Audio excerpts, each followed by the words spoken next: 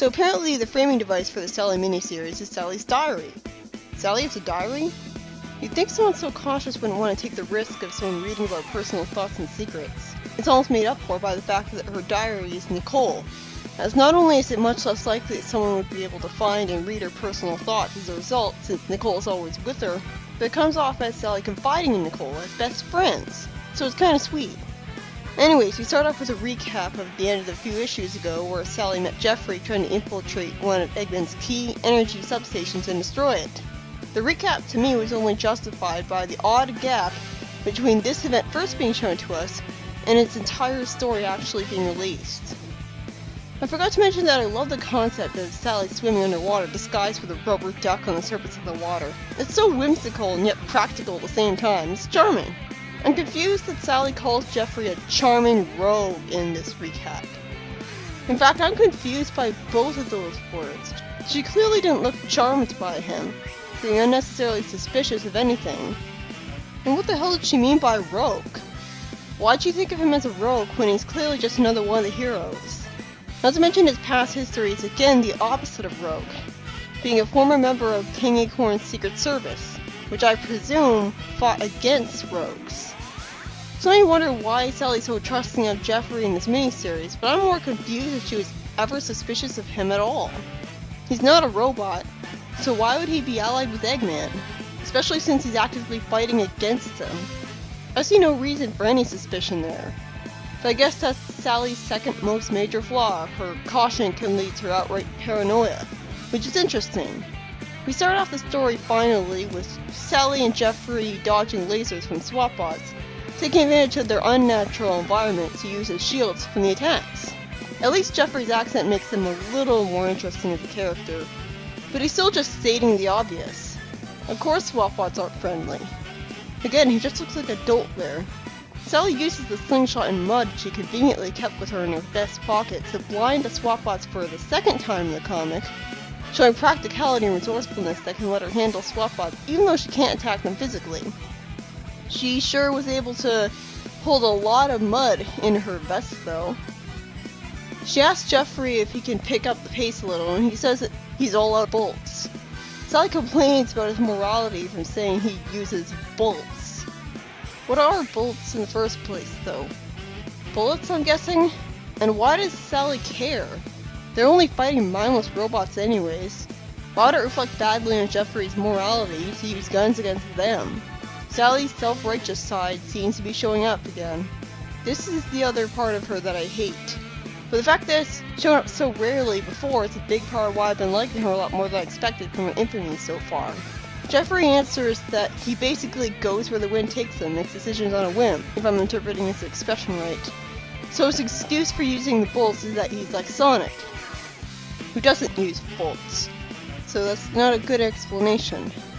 I'm impressed Sally actually notices that he's reminding her of someone she knows. I'm not sure she's supposed to be knowing who that is yet. Sally said that fortunately she came prepared, and throws a white ball in front of a SWAT bot which explodes. Hey, wait a minute! She's morally opposed to bolts, but she's not above using grenades? What kind of logic is that? I didn't call her a hypocrite earlier, just self-righteous, but I take it back, she's a hypocrite too. The two of them leave Robotropolis for the Force as Jeffrey compliments her, and Sally characteristically tells them to save the compliments for later as it's not the right time. I like that. She's serious. So Jeffrey takes her to his group of freedom fighters, I assume, which includes a duck, two Mobians I can't identify the supposed species of, and a pig. I hate this guy already for some reason. Right now at least, I don't care one bit about these characters and probably won't ever remember their names. They comment on how Sally's taking some time to get there. Wait, they already know she's coming? That's creepy. How? The pig wonders if she ran into something she can't handle. The green guy wishes he could have gone with her after saying there's nothing she can't handle. And the others express faith in her being a trained professional, whatever that's supposed to mean.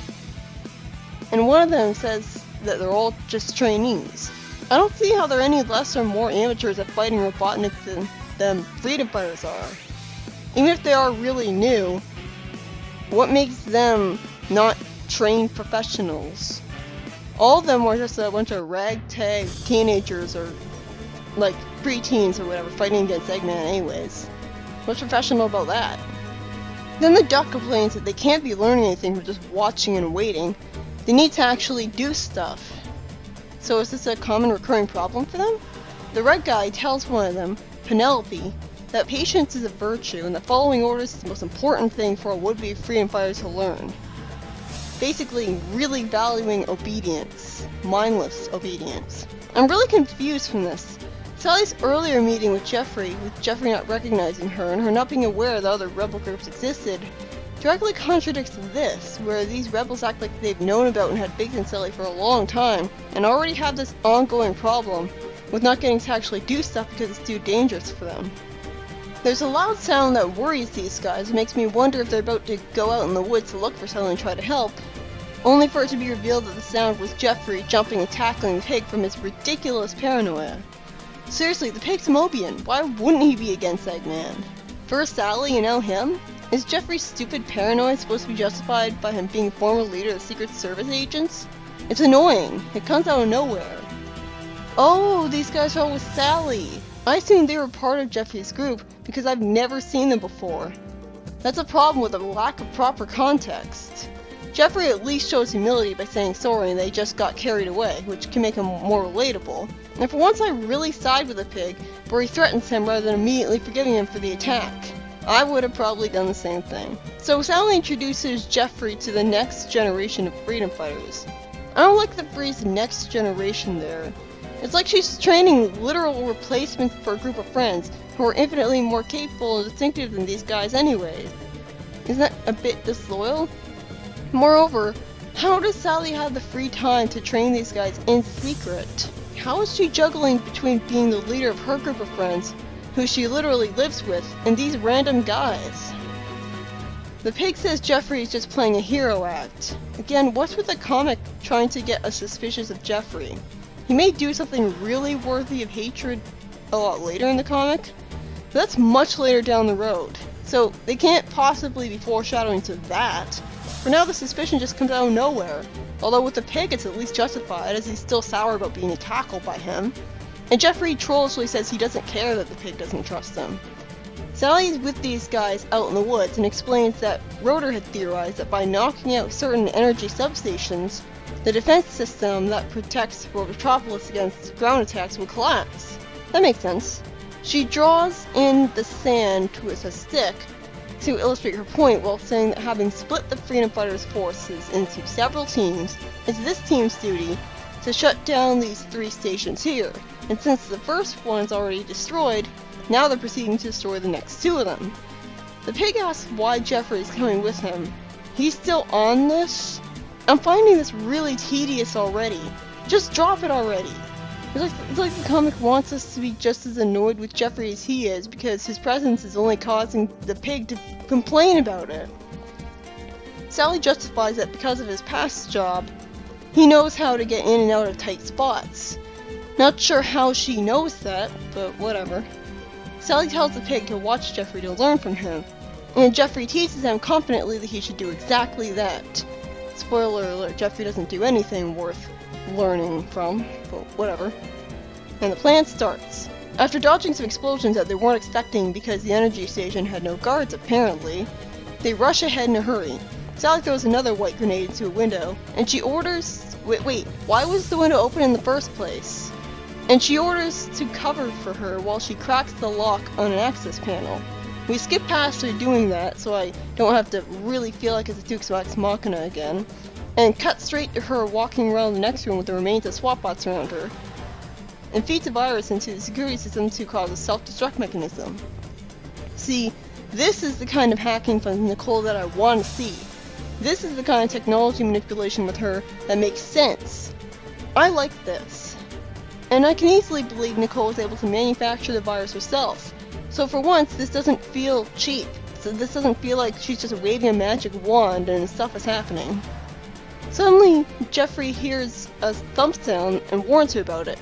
And Sally and the others immediately have to run away from laser-shooting robots that tower above them, who I guess were summoned automatically after a distress signal was sent from the explosion of the SWAT bots by Sally, which we never could see. Sally runs out of grenades at the most inconvenient of times, The tension is solved when Sally pulls a wire with a plug at the end out of the wall and spins it around her like a whip as an improvised weapon, saying she's taking a page out of his book by improvising. She spins the wire around the leg of the giant robot to prevent it from moving forwards. That's pretty creative of her. Then after Jeffrey saves the pig while being snarky about it to him, Jeffrey asks everyone how much time they have before the place will explode from Sally's self-destruct sequence, and they all run out of the building in a hurry, and take satisfaction in one of the giant robots slipping and falling, crashing down a tall chasm, with Jeffrey making a pun off it. Sally remarks on how Robotnik must have beefed up security after the last energy station destruction, which we didn't get to see, and smartly decides that they'll have to take extra precautions next time. Once again, the pig bitches about not finding Jeffrey trustworthy, and he's even more of an unlikable asshole this time because he's doing this after Jeffrey saved his life. You know, when I said I hated this character from the start, I didn't realize that he was going to prove to me he deserved that hatred within the first issue. Get over it already. At least Sally points out to him that his life was saved and he should be grateful. Which makes me like Sally for being relatable in the situation, although she's the only one in this group I really care about at all. With Jeffrey only getting my sympathy in second place because of the weird suspicion he's being given. It's like he's the guy who doesn't fit in. After Sally goes to sleep in a tent in the woods near these guys as opposed to being safely underground in Knothole, sure is convenient that no SWAT bots have passed by this part of the woods yet. Jeffrey sneaks away from them in the night, taps his pink watch. Why is it pink? Walks into a magic portal, conveniently generated by it, that leads him in front of a glass door with a lock on it, goes into the building up the stairs, and uses the watch again to magically open the door. I hope there's a Chaos Emerald shard in there or something. And the arbitrary twist ending is that we see what looks like Sally sleeping in a pot in front of him. And the issue just ends right after that. Well, at least this woke me up. This is certainly a lot more interesting than the story was up to this point, where the plot was extremely basic and simple because it was literally just go destroy an energy station. There. It was a generic run-of-the-mill freedom fighter group destroying buildings with Eggmans and running from robots. Only worse because in the issue that was supposed to introduce these new characters, there's no establishing character moments for them. The only one with a distinct personality that makes him memorable is the pig. A complete asshole who tediously argues with Jeffrey for tackling him once, over and over again. To the point where it completely overshadows how stupidly paranoid Jeffrey was for arbitrarily tackling him in the first place. It makes the pig look like the bad guy. I guess the twist ending is supposed to be making the pig right about being suspicious that he's up to something? Like, his being suspicious was foreshadowing to this? Indirectly, though. That just makes me annoyed rather than making me want to side with the unlikable douche just because he's apparently right. Don't get me wrong, I liked the story well enough. It's a lot better than I thought it was going to be. I was fully invested in the story the whole time. Which was my only complaint being that I hated the pig character and the other arbitrarily secret freedom fighters had no personalities. They didn't even seem to do anything, so they're just worthless to me. Even giving each one a one-dimensional, overbearing personality trait would have been better than making them all bland and forgettable. I don't even remember their names. Aside from the pig, these guys could have been removed from the story and nothing different would have resulted from it. Sally was the one throwing the grenade and uploading the virus. No one else even needed to be there. They were good bodyguards just in case, I guess. But she didn't need them. They're only there to give Sally someone to talk to. I'd rather have this than an unbearably boring story like the very first dialogueless part of the thing that the recap was explaining about. Because Sally was being totally silent or talking to herself and being all alone for the entirety of her quests. So it's good that she has someone to talk to, at least. But another thing, a dropped plot thread for this issue is their complaint about not getting to do anything other than watch and wait seems to lead nowhere. Because they didn't really do anything on this mission either, but didn't complain about it. Didn't show dissatisfaction with it. Which is the only thing that seems to be interesting about them, is that implied dissatisfaction.